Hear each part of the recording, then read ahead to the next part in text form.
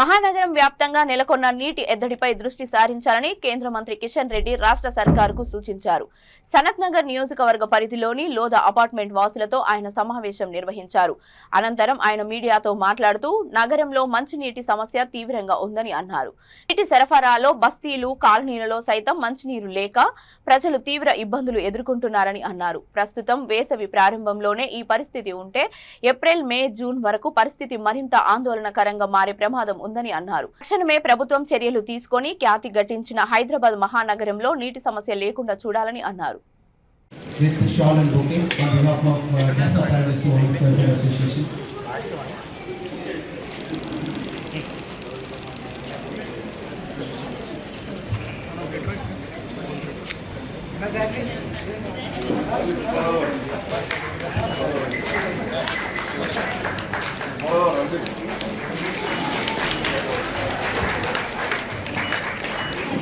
Okay, sir.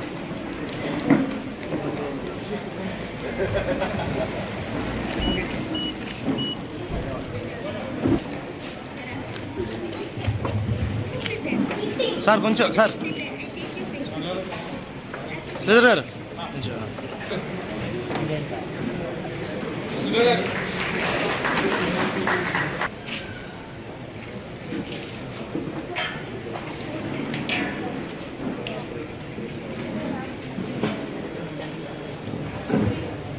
of Loda Casa Paradise apartment of Subbarao to address it.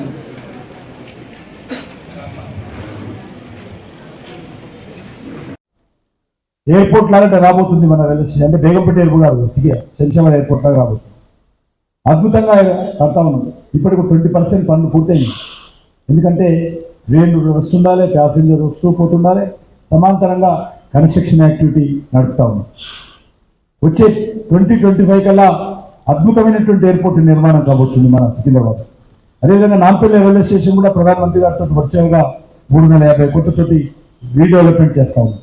Kachiguda railway station 450 కోట్లతో redevelopment చేస్తున్నాం. మీరు చూడొచ్చు, చెల్లపల్లి నుంచి వస్తూ పోతుంటే చెల్లపల్లిలో న్యూ టర్మినల్ వస్తుంది. మన సిటీలో 3 టర్మినల్స్ ఉన్నాయి, ఒకటి నాంపల్లి, ఒకటి కాచిగూడ, ఒకటి సికింద్రాబాద్. అడిషనల్గా చెల్లపల్లిలో అదే స్థాయిలో అద్భుతమైనటువంటి రైల్వే స్టేషన్ కడతా ఉన్నాం. అది పూర్తయితే అందరు సిటీకి రావాల్సినటువంటి అవసరం ఉండదు. అవుట్స్కర్ట్స్కి వెళ్ళినటువంటి వాళ్ళు అట్నుంచి అటే వెళ్ళొచ్చు. సిటీలో ట్రాఫిక్ తగ్గించాలనే ఉద్దేశంతో అవుట్స్కర్ట్స్లో కడితే ఓఆర్ఆర్లో వాళ్ళందరూ వెళ్ళొచ్చు. అందుకే అక్కడ ఒకటి టర్మినల్ కడతా ఉంది. అది వచ్చే మన ఆగస్టులో, జూలై ఆగస్టులో దాన్ని ప్రధానమంత్రి గారు మళ్ళీ అవుతారు. వారి ద్వారానే నరేంద్ర మోడీ గారితో దాన్ని ప్రారంభించాలని నిర్ణయం చేస్తున్నారు.